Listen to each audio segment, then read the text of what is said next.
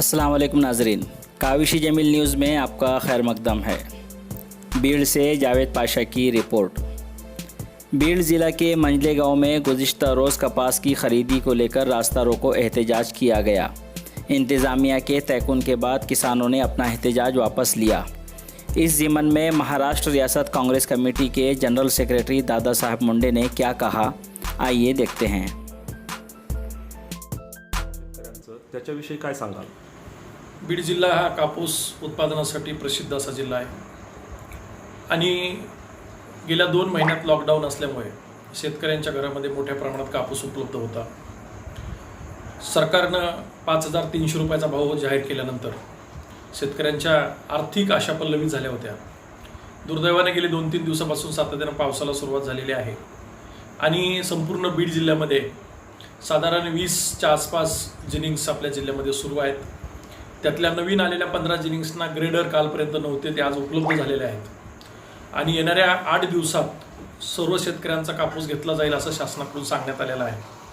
काल जिल्ह्याचे पालकमंत्री धनंजय मुंडे आणि प्रदेश काँग्रेसचे अध्यक्ष बाळासाहेब थोरातसाहेब यांच्याशी झालेल्या चर्चेनुसार जिल्हाधिकाऱ्यांना त्यांनी आदेश दिले आहेत आणि त्यांनी सांगितले की दररोज किमान 200 वाहनं खाली झाली पाहिजेत कोणत्याही स्थितीमध्ये आणि तसं सगळ्या जिनिंगना संबंधित जिनिंगना सूचना केलेल्या आहेत। परंतु आज दुर्दैवानं सकाळी माजलगावमध्ये एकाच वेळेस बाजार समितीकडून निरोप गेला आणि जवळपास 150-200 वाहनं बाजार समितीच्या प्रांगणात आली।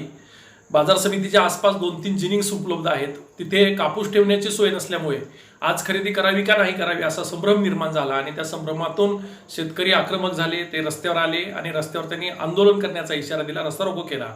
परंतु मुंबई बाजार समितीचे आमचे संचालक आदरणीय अशोकरावजी डग साहेब हे स्वतः तिथे आले, त्यांनी त्यांना शब्द दिलाय आणि उद्या कोणत्याही स्थितीमध्ये शेतकऱ्यांना टोकन दिलं जाईल आणि बीड जिल्ह्यात जेवढ्या जिनिंग आहेत त्या पूर्ण क्षमतेने शेतकऱ्यांचा हा कापूस खरेदी करतील।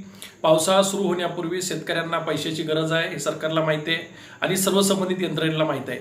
त्याच्यामुळे शेतकऱ्यांच्या घरामध्ये कापूस शिल्लक राहणार नाही ही जबाबदारी सरकारची आहे, जिनिंगची आहे आणि संबंधित यंत्रणेची आहे आणि म्हणून आम्ही प्रयत्न करतो की आज आम्ही स्वतः माजलगावमध्ये शेतकऱ्यांच्या भेटी घेतल्यात, बाजार समितीला भेट दिलेली आहे, काही जिनिंग्सना भेट दिलेली आहे। पावसांची सुरुवात ही खरं म्हणजे धोकादायक गोष्ट आहे, कारण कापूस आता घरात ठेवणं शक्य नाही आणि बाहेर जिनिंगकडे व्यवस्था नाही। अशा द्विधा स्थितीमध्ये सरकार आणि शेतकरी पडलेले आहेत। कोणत्याही स्थितीमध्ये शेतकऱ्यांचा कापूस त्याच्या घरात राहणार नाही, तो जिनिंगवर जाईल आणि त्याला त्याच्या कापसाचा मोबदला योग्य पद्धतीने भेटेल।